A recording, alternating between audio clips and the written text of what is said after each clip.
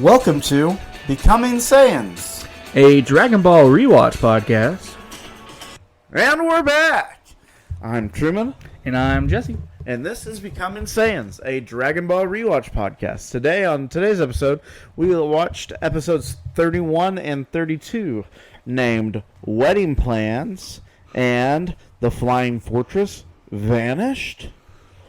And so just a little bit of trivia real quick. Like I told Jesse before we started recording, there's not a lot of trivia or anything in this.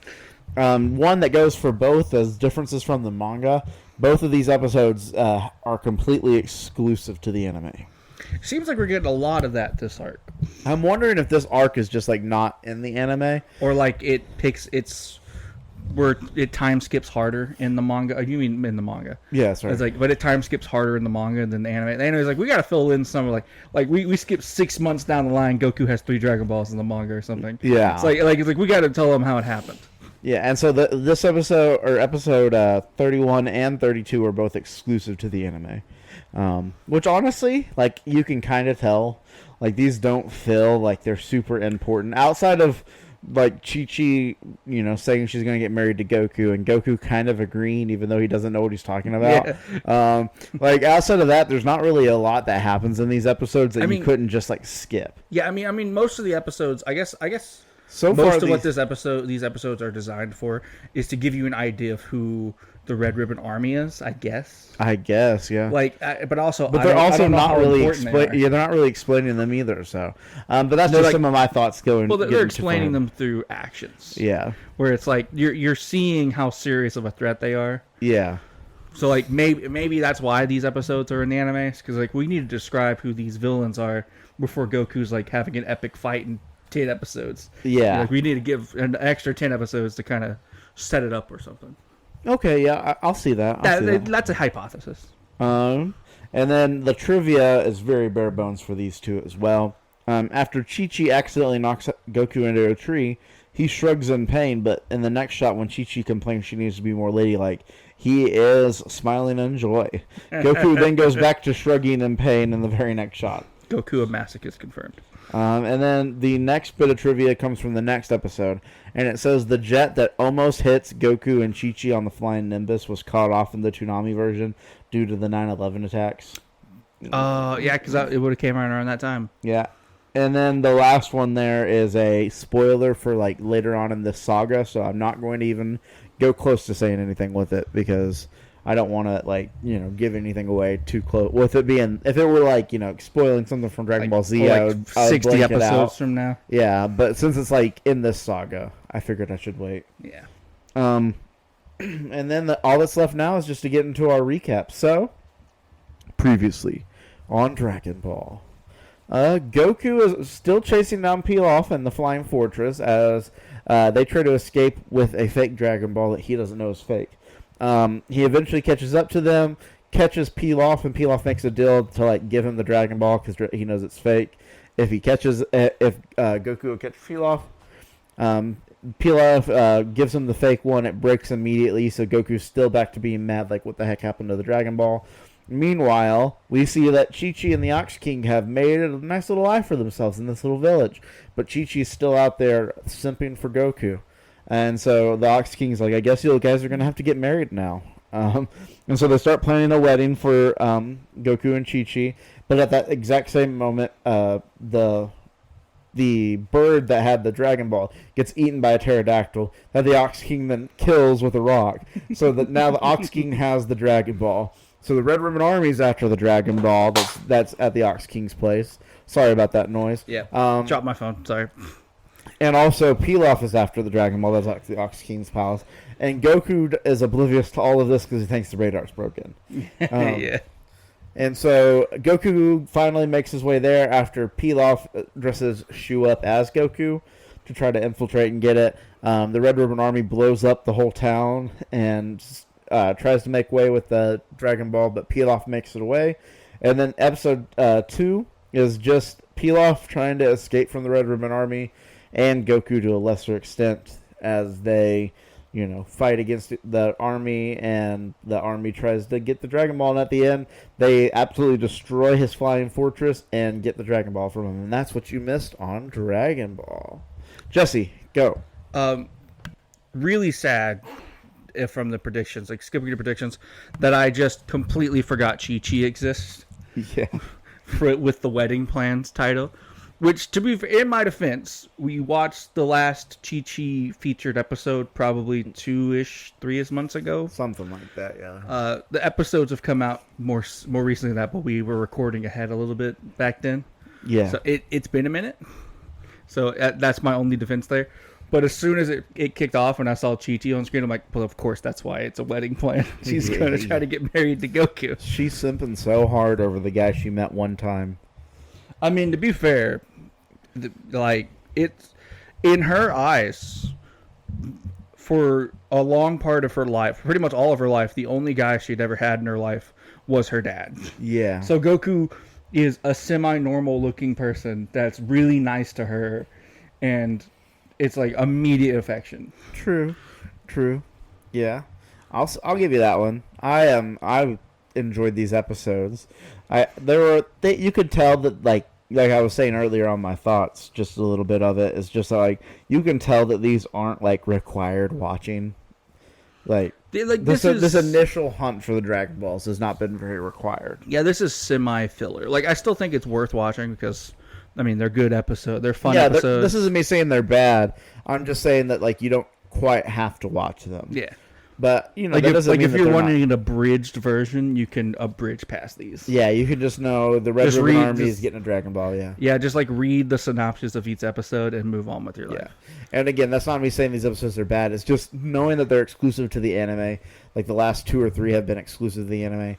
And the fact that we, it like you can just kind of feel it in the episodes. So it's like this just feels like they're padding out time. There's moments where you can feel that they're like padding. It's not that it's bad because the animation's still good. It's still funny. There's still good moments, but it's like you can see that there's a lot of like filling up space. I don't know if you agree with that or not. But. Yeah, I mean, I think it's true. Yeah, like again, they're great. They're watch them, have fun with them. Yeah, they it's are a great. fun. It's a great way to like branch. I'm gonna assume it's a great way to branch whatever the manga skips to. Yeah, and Because if they're filling it out this much again, there's got to have been a larger time skip in the manga. Because I think this is like this was literally like the day after the tournament. Yeah, we've had a couple of episodes now that are anime exclusive and back to back. I think it's basic. From what I understand, basically this entire saga so far has been anime exclusive. Yeah, like outside of like a few, they're like outside of blank and blank, like outside of like certain little scenes or something. Yeah, outside of like him saying goodbye to his anime crew, this is all exclusive to the anime. Yeah. And so yeah, I mean, again, it's not me saying anything about this being bad because I am enjoying it quite a bit. It's just that like at the same time, if you were looking for episodes to skip, we're kind of in that lull for a bit for now. If you're looking for like the equivalent of a beach episode, Yeah, these are the beach episodes. yeah. Red just continues to show himself as like a bad guy, but we don't really understand like particularly how bad yet. Like he's just there and he's like, ha ha ha, I'm Giovanni, I'm petting my cat. Yeah, it feels Jerry Giovanni. It's also like I've noticed. It seems like the entire like main guys of those crews named after colors because we have red, silver, and they mention Brown's squad. Yeah. So I wrote that down in my notes for the next episode, but I was gonna wait and see if you caught it before. I said caught it. anything, I caught it immediately. Yeah. Yeah, and like honestly, cool. It's a cool way to just easily name something. It's such a D&D DM way to name. It's like, what's the name of this crew? This is the Red Ribbon Army, led by Red, and then there's Commander Silver and Gray and Brown And blue and blue and yellow Yeah. and green and then there's like purple. there's Sergeant Violet. Yeah. Things like that. It's like it's such an easy way to get away with it. Oh yeah. The next note I had was basically saying like you gotta listen to the radar, Goku, because he's like flying after the palace or the fortress, and It's he's like- like the radar's saying it's going the wrong way, but it's right there. I saw it. This trigger must be broken. It's like I get it, and that you can defend that for Goku by he doesn't know technology very well, so he's just kind of trusting his own sight. Yeah, he's definitely not tech savvy in any way, shape, or form. But also, you can't blame him because he's until about a year and a half ago, he had never even seen like a car. Yeah, and so yeah, when he sees technology, he's like, I would rather just do what I know over doing whatever this fancy technology. I'm gonna go with is. what I can see in front of me than Yeah. what something's telling me doesn't exist in front of me. And then I just face palmed at Pilaf, like opening the window again. Opening I was window just again like- and flying I out. was like, Pilaf, man, you just did this. You know what happens. Well, it's a heat of the moment where he's like trying to get Goku to leave him, like Yeah. leave us alone. He did just see his trauma demon just show up on the window. I guess I'll give him some slack. But still, for me, I'm like, come on, man, what are we doing here? I also, then we jump to Goku being gullible because they glue the broken one together and it's like, here you go, and it's like not only I guess that one is the 4-star, but it's like he's just like, oh look, it's so great, even though he was told they were indestructible. Like it's like no, don't do anything crazy. I do think he he has that moment where like it shatters apart and he's like, okay, this is wrong. This doesn't seem He's right. like, well, I wonder how that happened. Yeah, but it like when they were being like, be gentle, these things are fragile. He should have been like, no, they're not. I used it as a weapon But once. in the heat of the moment for Goku, he doesn't think. Yeah. Like it's one of those like he thinks about how to. When Goku thinks, it's very rare, because most of the time he's just going off of pure instinct. It feels. Yeah. Because like he's not dumb per se. He's just very simple minded. Yeah, he's very point A to point B. So he's like whatever I can observe is what's happening right I now. gotcha. Yeah, I can see that. And then we jump cut to Chi-Chi simping for Goku. And just like full on like looking out the window being like, oh Romeo, where are you, Romeo? So the same word for art, because that means why are you, Romeo, Because wherefore art thou means why.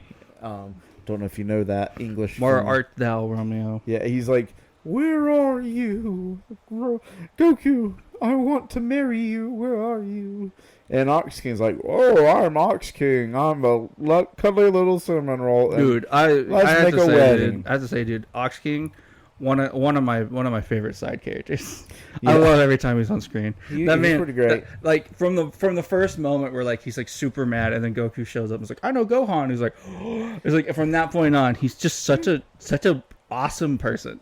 Like He reminds me of the guy from Expedition 33. What's his name? The one that ends up being the SKA. boat. Yeah. SKA. Yeah. Dude, he does have hell like holy SKA energy, because SKA is also a cinnamon roll, but he's like one of the most powerful beings in the entire, like, spoiling a little bit of Expedition 33, but he's the most powerful being like in the entire world of Expedition 33, and it's just like, but he's also full of wine and just a super nice guy, and he's like Yeah. I remember there's a journal entry in that game where he like tells an expedition that like find him or like friends with him, like, yeah, you can eat these mushrooms, forgetting that he's invincible and humans aren't invincible, and the mushrooms are poisonous and kills the entire expedition. And he's like super beat up about it, like the last few members like slowly dying of mushroom poisoning are like consoling him in the corner because he's like beat up. He's like, I can't believe I killed, like the Ox King and him are exactly the same. If the Ox King accidentally killed a bunch of people, he'd be super sad about it. Yeah.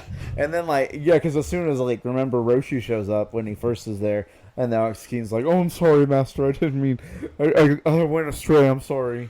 Yeah, he's just he's the first character, like he's Goku, but if Goku was actually just kind of stupid. Yeah. And also a large like ox man. Yeah. Because like jumping forward to the next, like the end of this episode, beginning of the next episode, like he full on just takes on the army by himself, and he's like throwing tanks and destroying them. Like the man is indestructible force, except when you shoot goop at his eyes and catch him in a net. Yeah.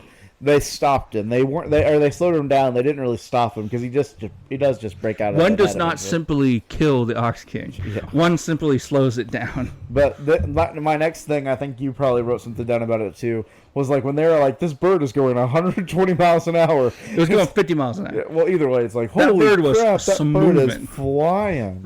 That bird was some moving. That bird was scared for its life. Like for a bird carrying a Dragon Ball, which I mean, we can assume a Dragon Ball is probably got a some pound. weight to You them, know, yeah. it's They're not weightless. It's a crystal. You know, it's a Yeah. crystal ball. And if you've ever picked up a crystal ball, those are heavier than you expect them to be, and it's still moving like 50 miles an hour to the northeast. It is. I'm like, that thing is flying. flying. I mean, we know it's flying, but you know, it's flying. It's soaring, flying. And then I just love like Pilaf being like, "What is going on?" Goku gets this kind of, or he goes like Gokiao or something. Goki, I was like, I think it's Goku. And then like him being like, "How come that spoiled little brat gets all of this when I don't get recognized at all?" Well, maybe because you're a bad person, Pilaf. And then putting Shu in that Goku mask. The Goku mask was hilarious. The Goku mask looks like if Ditto transformed into Goku, and I thought that was really funny. Yeah, for sure, yeah. Shu became Ditto Goku. Yeah. It's literally like, oh my gosh. And then he's just like, oh, I am so hungry. Can I please have some food? I love it. I love, like, both these episodes are really funny. Yeah. There's so many funny moments in these episodes. And then, like, I love the idea of, like, Goku's, like, late to his own wedding. He's just, like, chilling in a tree. To be like, fair, he doesn't know what he's he doesn't know that he's actually getting married. He also doesn't seem to know what weddings are. Yeah. I wrote that down for later, too. Like, it's confirmed that Goku doesn't know what weddings are, which makes sense. Again, he was living by himself in the mountains until like a year ago. Yeah. But I do love that Shu has morals, you know? Shu does have morals. Because Shu's like, I don't want to marry someone I've never met before. He's got morals. Hey, Shu, if there's one thing Shu is, stand-up guy. Yeah. He just so happens to work for a really bad person. And he also has an army of his brothers that he unleashes 8 trillion dogs under his command. Yeah. But other than that, really good guy. Yeah. I also love Goku being so innocent when she's like, I missed you, and like, you know, talking about them getting like married and stuff, and he's like, sure, whatever, like, I'm down, like, cool, that sounds fun. Yeah, sure. Whatever floats your boat. Yeah, sure. And then the Red Ribbon Army attacks while Goku and Chi-Chi are out, like, picking flowers and eating apples. Yep. And they just absolutely, like, go ham. You know, they're shooting tanks through everything. The Ox King sees this, gets angry because he's like, they're messing up the wedding. I worked so hard for one day on this. They're messing it up. And then he, like, you know, destroys the tanks, you know, drops it in the, throws tanks up in the air, breaks them with his hand or with his axe. He should really be called the Axe King, but and then Silver shoots. It looks like some of that goo from Jiren, like the gum paste. It looks like a bazooka filled with like gum paste or just some sort of other like semi-sticky liquid or whatever. Yeah, and it just like hits him in his face, and he can't see. And then they shoot a net over him, which somehow completely incapacitates him. But while all that's going on, then we jump cut back to Chi-Chi and Goku, and Chi-Chi's talking about how they're gonna have a big family and they're, you know, gonna fall in love and have like millions of kids, and Goku's just totally like asleep. Yeah. She's like, "What do you think, Goku?" He's like, "Huh, I fell asleep." And she's like, "Oh, Goku, you're so funny." And he's like, "No, he was being serious. He literally just zonked out." He ate a big dinner of apples. Yeah, he ate like 7,000 apples. That tree has no apples anymore. He just ate the entire... That tree's just a tree until next year. Yeah. He ate the seeds for the apples that were inside the tree. And then that's basically the end of that episode. They see some smoke, and they're like, oh no, that's near my village. We should go over there and save it, you know? And then we jump to the next episode. And then the next episode is like, they see the flying fortress, and Goku's like, "What is that?" It's like, Goku, you know what that is. You were just there. You were hanging outside of it. What do you mean? What is that? What is that? It's like I literally looked at that, and then like the jet comes flying by, and he's like, "What is that?" And I'm like, okay, that one I give you, Goku. You don't know what that I'll is. give you that one. That makes more sense. But the Flying Fortress. Yeah.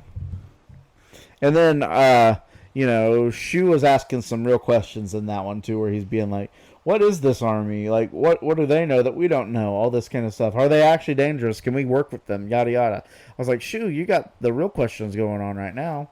Shu is asking important things. Yeah. Like, sometimes Shu makes good points. Yeah. But it's Shu, so Pilaf just brushes him off and beats him over the head with a Dragon Ball. It's like the Timon and Pumbaa thing, where it's like Shu asks the question. He's like, what are you talking about, you idiot? And then 2 seconds later, Pilaf is like, now really, what these questions are, and says the exact same question. Yeah. It's literally that. Yeah. Like, that whole, what do you mean? And then, with Silver Silver's chasing after them, he gets, he's on their tail, and he tells his army to, turn on their Air Force, basically. And Yep. so we see all these Dino Caps, and we're like, man, we didn't even think about it, but Dino Caps make the army super efficient. Yeah, like I can't imagine like the U.S. Army with Dino Caps. Yeah, they're just, you go from tank to like Predator missiles To or like whatever. duck boat. It's like man, imagine D-Day with Dino Caps. Like as soon as you see all the tanks sinking, you're like, guess we're getting water vehicles. Yeah. And then we'll deploy the tanks on the beach. Yeah. We won D-Day in an hour. Yeah, but then we see that Chi-Chi is very competent because she's able, even though she's scared and whining like a little baby the whole time, she takes out the entire army that's there. I wouldn't necessarily say competent.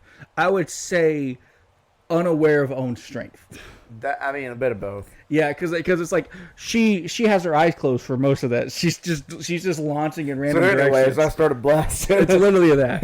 It's literally just. Anyways, I started mass murdering everybody around me. Well, we don't see that She they're doesn't dead. actually kill them, I don't but, like, think they actually die. They it's just that. get It's that hurt. thought process. Yeah. She's like, get away, get away, get away, get away, get away, and just starts blasting everything. It's honestly pretty cool. And she's like, we see that she like can be formidable. Because she does also, like, I know Goku wasn't fighting back, but she does, like, knock Goku away, like, hard. It's very obvious she inherited her dad's just pure strength. Yeah. Which it might come in handy if they do end up getting married, Yeah. Like, their kids won't be, if they do have kids, won't be, like, complete inept losers. Hopefully. Yeah. Foreshadowing. Maybe. I don't know. I guess I can't really say foreshadowing. And then the ship vanished. We don't know where they went. Yep. They're like, holy crap, where'd this ship go? They must have went up in the clouds. Silver flies up in the clouds. They're not there. And then they absolutely destroy his ship.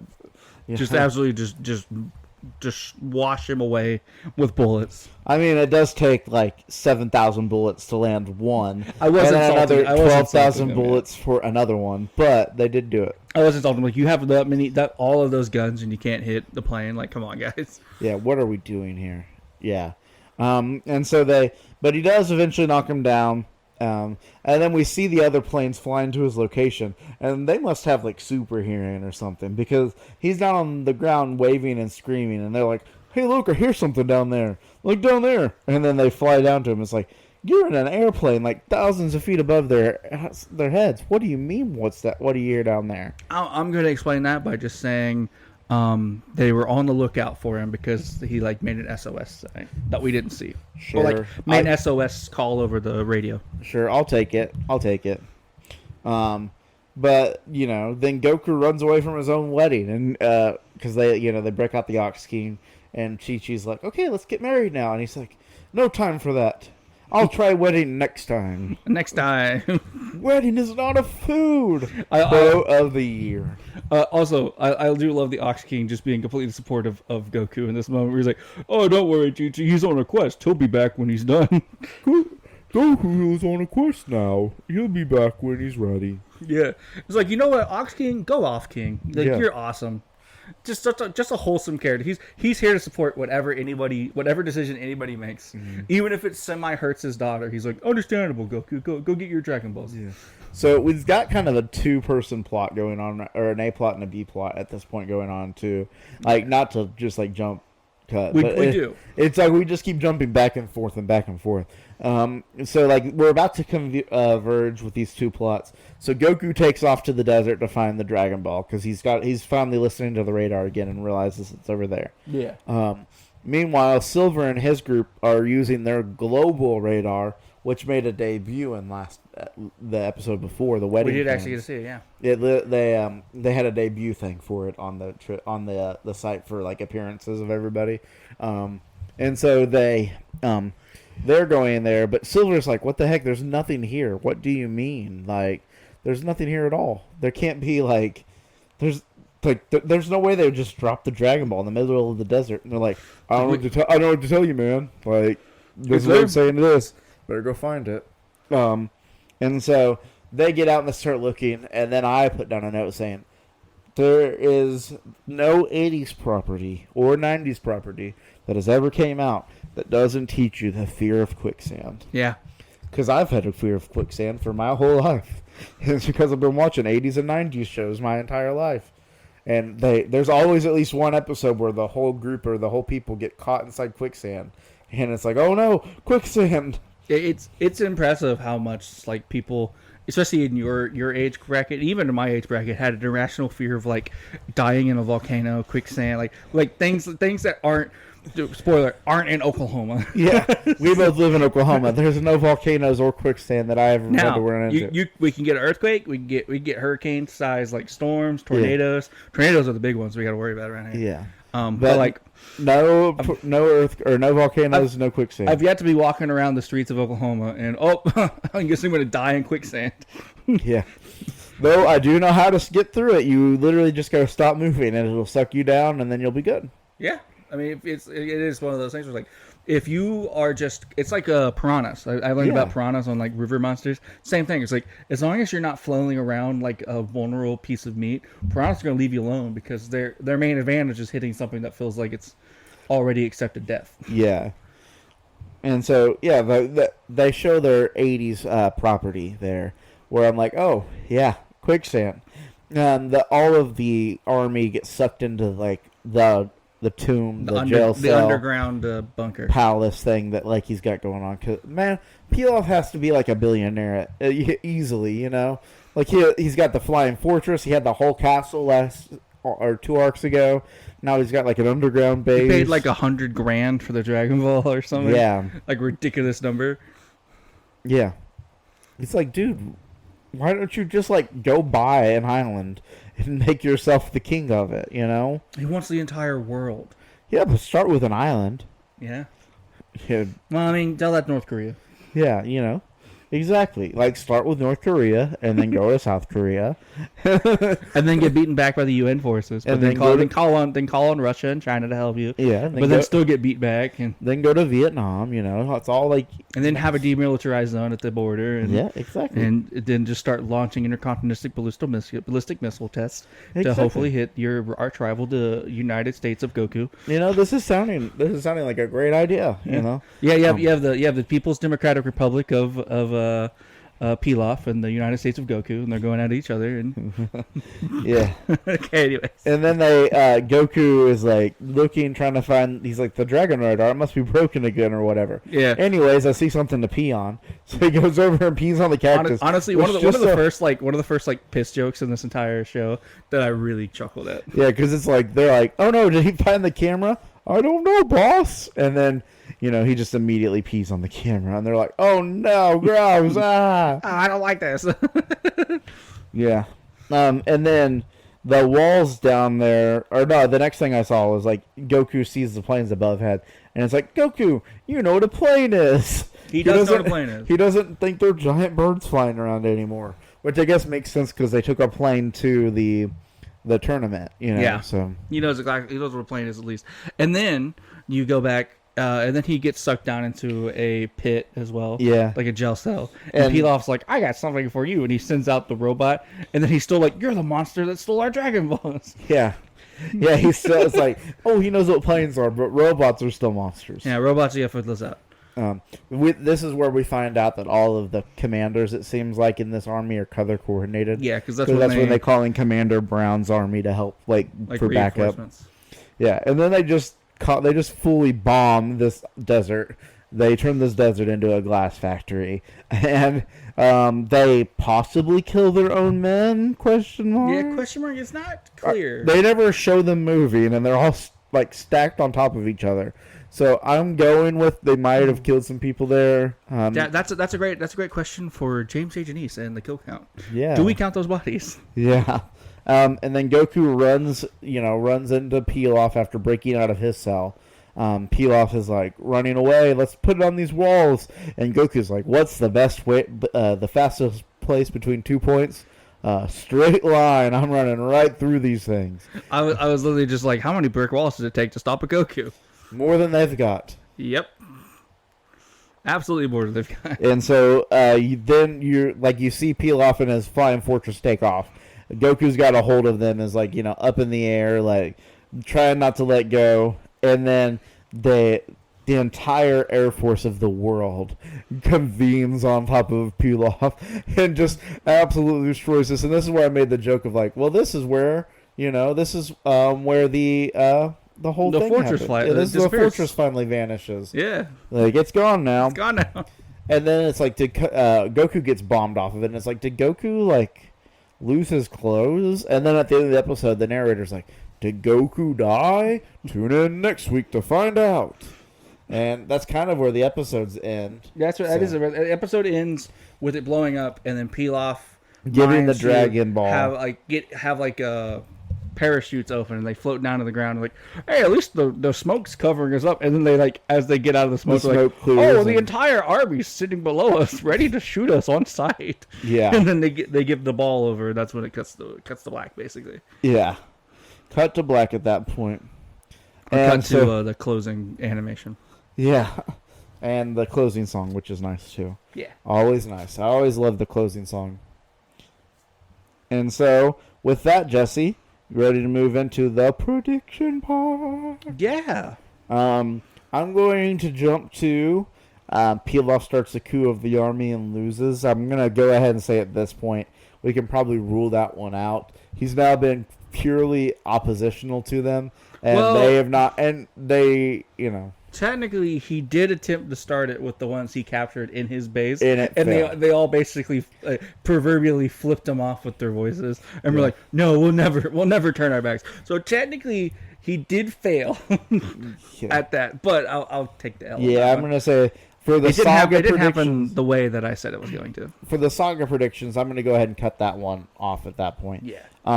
For the other predictions for the saga, just to remind you, Pilaf is a minor character. At this point, I'm going to say he's not. Yeah. But that we still have a long saga to go, so we don't know exactly what's going to end up happening with him. Yeah, at this point, I'm taking the L on that one as well. But I'm gonna leave that one on there because he could fade to the background. Yeah, it's open air. Yeah, and then a small training arc. We still up in the air on whether or not that's what's going on or not. I would say kind of 50 in one hand, one half in the other on that one. And then for these last two episodes, Pilaf's fortress is gone. Cha-ching.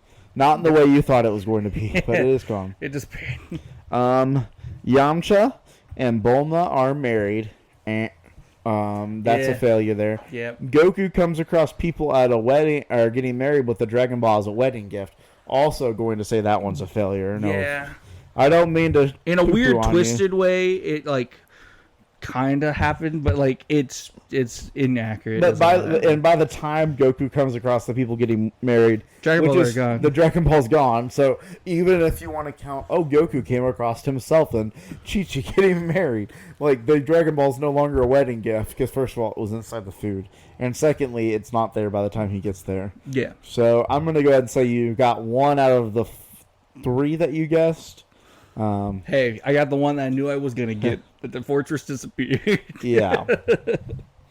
Okay, so looking forward to the next two episodes, Jesse, you've got episode 33, The Legend of a Dragon, and episode 34, Cruel General Red. What do you think's going to happen, Jesse? So it was Cruel General Red was the second episode. The first episode was Legacy of the Dragon. No, The Legend of a Dragon. The Legend of a Dragon. Okay. Yeah, it doesn't say The Legend of the Dragon Yeah, Which which is a we would dragon. probably guess that would be Shenron. Yeah. But it's a dragon, so you don't know whether or not it could be Shenron. I'm gonna guess it's not Shenron. Dragon It's is a not different Shenron. dragon than Shenron. And yeah, man, I don't know, man. Those are tough ones. I can assume we're gonna finally meet see the full character model of Red in the second episode. General Red and in full View or whatever. capacity. Yeah. Maybe even Goku comes face to face with General Red or something. Okay. But so that's the second episode. Okay. I'll also say in the second episode, Goku might find or get possession of the number 4 Dragon Ball. Yeah. Maybe? Goku finds a Dragon Ball. Yeah, finds either a Dragon Ball or the 4-star Dragon Ball. Sometime in one of these 2 episodes. Okay. It's kind of a bridger one. I don't know. Maybe Pilaf, Mai, and Shu go to prisoners of war. Pilaf, Meishu, POWs. Yeah, POWs.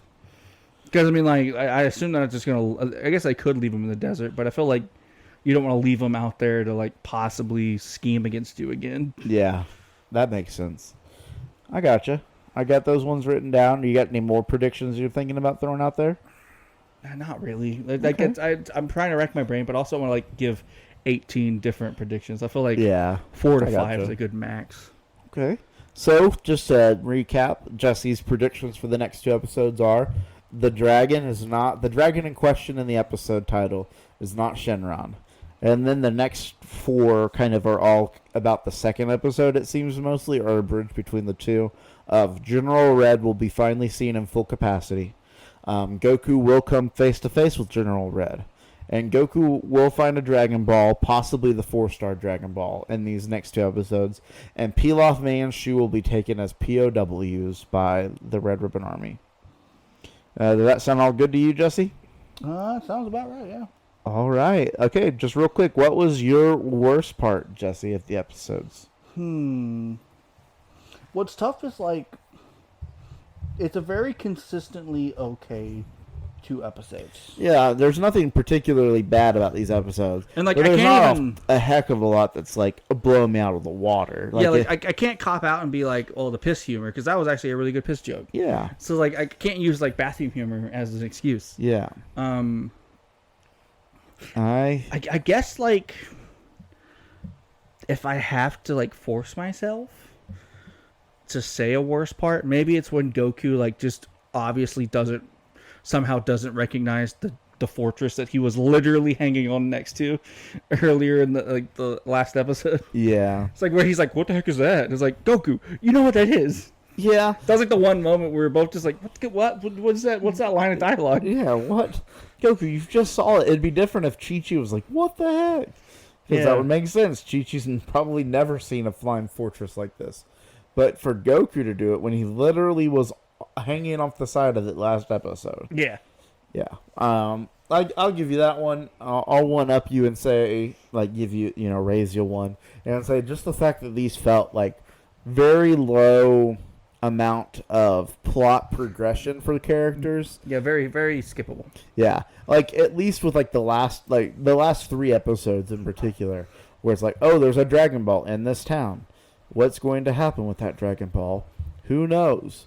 Oh, it looks like a bird has the Dragon Ball. What's going to happen to the Dragon Ball? Oh, the Dragon Ball got eaten by something else. Oh, and now the Dragon Ball's in Pilaf, and now the Dragon Ball's with them. It's why couldn't Silver have just found the Dragon Ball at the town? It would have saved 3 episodes. You know?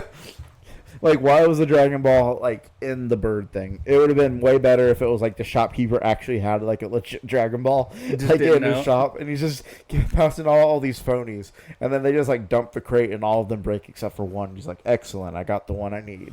Yeah. And then we cut out these 3 episodes That would that have been a don't pretty mean interesting way to anything. do it. And so, not that I didn't like these episodes. I enjoyed it. We got to see Chi-Chi and the Ox King again. But that would probably be my worst part, is just that they felt stretched out. You're taking one thing of, get the Dragon Ball and, stretching it over 3 episodes. Whereas, in the last the first arc with the Dragon Balls, they were getting like 1, sometimes 2 in an episode. You know? Again, it definitely feels very filler. Yeah. As we've established a couple times, like it just it's very stretched filler. And I want to make comparative to the sure, first. because I don't want Jesse to apologize next episode. I liked these episodes. I'm just saying, it felt like they took a very small plot and stretched it out over 3.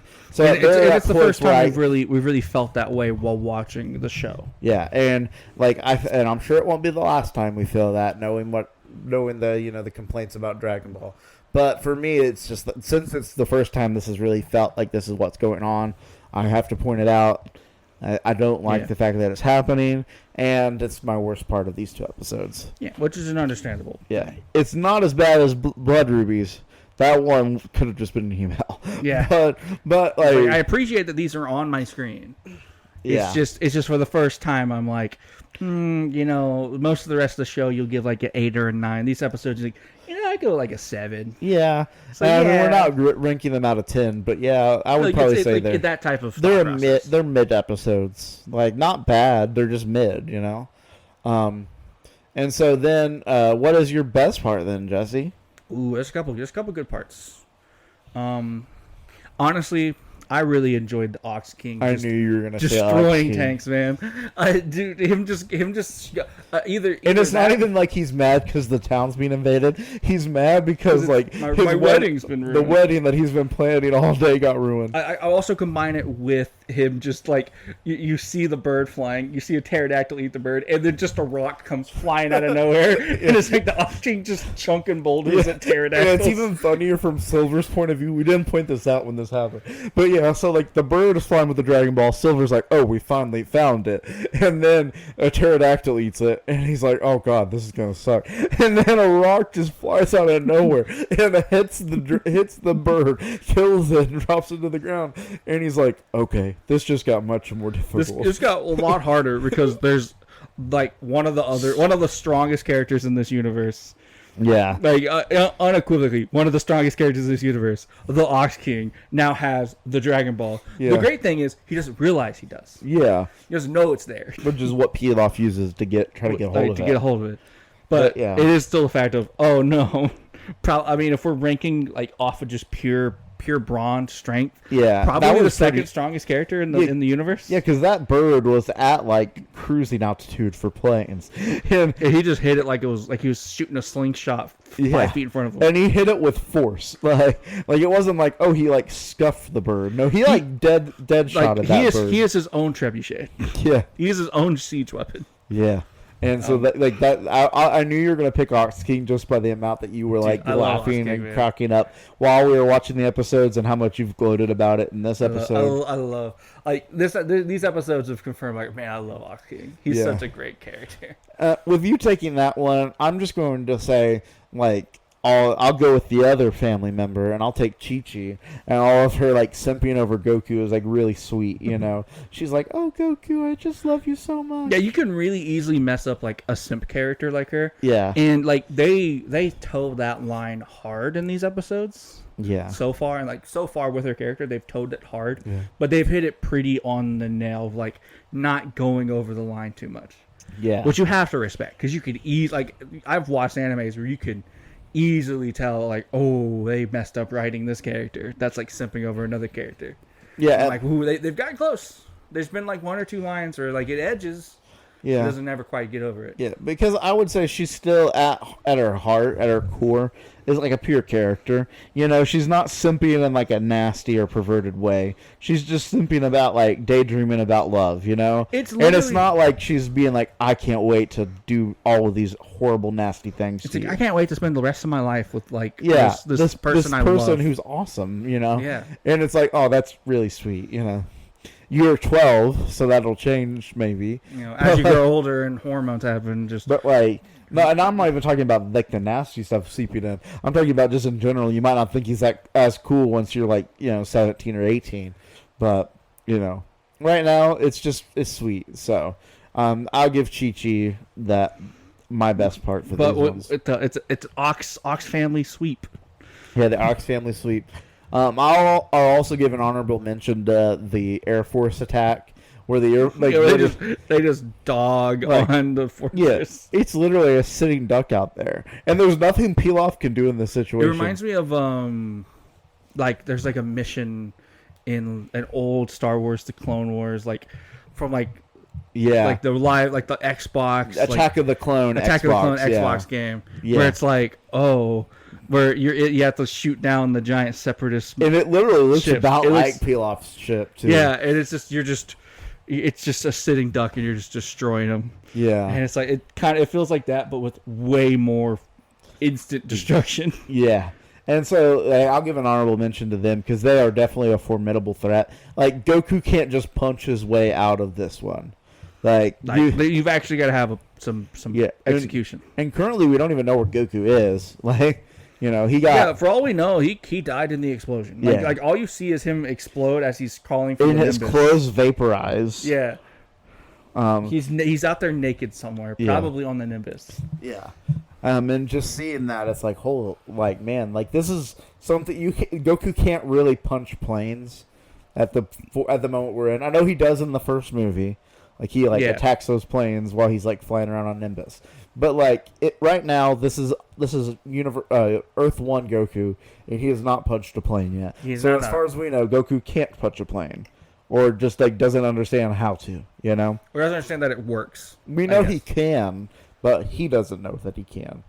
And that's a big distinction. Yeah. And so, with all of that, I'm just like, man, this is a force, like, just by sheer multitude. We know what Goku's, like, formidable, like, what his fatal flaw is. One of his two fatal flaws. Grabbing the tail is one of them. And the other one is hunger. And if you just throw, it's like the whole like 1 man or 100 men versus 1 gorilla thing, where it's like by the time we get to gorilla or human number 99 and number 100, the gorilla will be so tired, and it's like it won't work in that case, but it will work in this case. If you throw 8 million, if it's 8 million people versus 1 gorilla, you might have a chance because the gorilla will eventually get tired. I mean, I would go as far as like if you throw 1,000 people versus a gorilla. Yeah, like not to get total dude bro podcast over here. I don't even need the other 99. What's the biggest animal thing you take in a fight? Gorilla. Yeah. It's like, I think we could take a lion. Yeah. Bare knuckle brawl on a lion. No, but I'm not gonna jump into that at all. I was just cheesing there. But yeah, like for Goku, it is true, and it does look like the Red Ribbon Army has a formidable force. They can just throw thousands of people at him. And even though he can beat up 1,000 people, it's like, can he beat up 2,000? I mean, physically, yes, but will he be able to handle the hunger? And that's just like the whole thing with it all. It's just that like eventually there's just going to be too many people for him to handle. Just like even though he could beat them all in a fight, is he going to be able to last that long? It's the stamina. It's a stamina conversation. Yeah, and they seem to have like unlimited resources, so that stamina like eventually it will wear out. Yeah, it feels very like Russian, like USSR, like Soviet army in World War II, where it's like we might not have the best equipment. I mean, they do have pretty good equipment. But like we might not have the best equipment. We might not have the best like morale. But man, do we have another million guys waiting in the wings to come to launch down your throat? Yeah, it's like we're not going to beat you by sheer technology. We're going to beat you by the fact of we have 50 guys for every one you have. Yeah. And you know what? Eventually, maybe it's the 27th. It might be the 35th, but someone's getting the kill shot. Yeah, it's like me playing Pokemon games. Like when I would play them when I was little, I call it the banging my head against the wall strategy, where it's like, I lose this battle against somebody. I just keep doing that battle until I can't get through it, until I finally break through. Yeah. Because I'm gaining experience every time. I'm gaining levels. I'm subconsciously learning what a computer's going to do, and I'm going to break through this attack, Yeah. And that's kind of what will end up happening with Goku is like he's unstoppable. But if you hit him with a million things at all times, he will eventually stop. And so there's a limit that everybody has. Yeah. And that is your that's your proverbial hunger bar. And what we've learned about Goku's hunger bar limits is that it cannot outlast turning into a monkey and turning back, and Kamehamehaing twice, and then a 4-hour punch fight. Yep. So that level of strength is what it takes to slow Goku down finally. And I'm sure with 8 million people they can throw at him, the Red Ribbon Army can just eventually wear him out, which makes them very formidable compared to like Pilaf, and even to like a certain extent the tournament. Like that, Because the tournament you got to break every time you fought. yeah. This one it's like they could just no break it, you know. Yeah. It's literally just like the way people envision like getting the 100 people versus a gorilla fight, where it's like, okay, we just keep sending one guy at a time. Yeah. we're gonna get him. Yeah. It's just you just have a line out. You have them in a dojo room. You got a line out the door, just like go, Jerry, John, Jones. Yeah. Come on. So I don't want to go. He's gonna get hungry. Keep going. Keep going. I can see beads of sweat forming, and we're getting them, boys. We have health insurance. You have life insurance and health insurance. Don't worry, your next of kin will get money. Go. Yeah. Tell my wife I love her. I think you might be it. No, he wasn't. You got it. It's your turn. We're only on the K names now. We've got plenty more to go. We got 500 C's. We got this. Yeah. But with that, It's like a draft lottery. It's yeah. like, okay, if you were born on this, it's like the Vietnam draft lottery. Yeah. They're rolling a thing. It's like, okay, the line's getting kind of low. Everyone with a birthday on April 14th, you line up. Yeah. And so with that, I'd just like to thank you guys for listening. You can reach out to us at becomingsaiyans@gmail.com. That is our email. You want to send us an email, suggestions, some quotes, some good, some bad. Fan art, maybe? Fan art, whatever you want to do. Like, we're down for whatever there. We still haven't received anything.